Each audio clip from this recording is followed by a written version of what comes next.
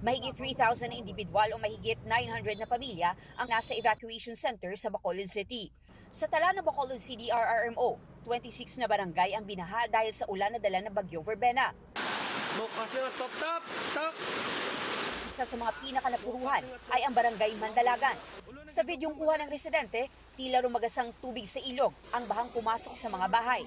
Sa barangay 39, sa bubong muna na natili ang ilang residente hanggang dumating ang rescuers. May mga bahay namang tinangay ng baha sa barangay 40.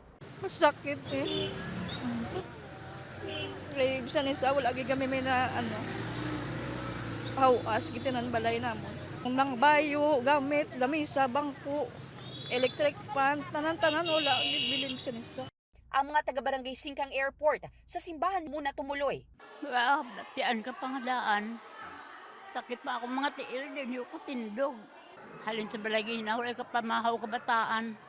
Wala pa kami kaaway, wala kami tigang. Siyempre, kasubo, way pagani nag-abot ang ayuda. Santino, lain naman nga bagyo ang nag-abot. May ilang motorista namang stranded dahil sa baha. Sa Iloilo City, binahari ng ilang pangunahing kalsada. Sa Huervana Street sa La Paz, may ilang residenteng sumuong na lang sa baha. Expected naman nga gabaha, di permit tag-ulan. Ginlakatula kaya ra malanda balay namo. Sa tala ng LGU, 30 na barangay ang binaha dahil sa malakas na ulan. May 80 na pamilya nang inilikas. Sa barangay Lopez Haina Norte, La Paz, may ilang residente ring lumikas dahil sa baha. Kung magtiner, pagid kami to mataas, pagid sa. Tumaas rin ang taas ng tubig sa ilang creek sa lungsod.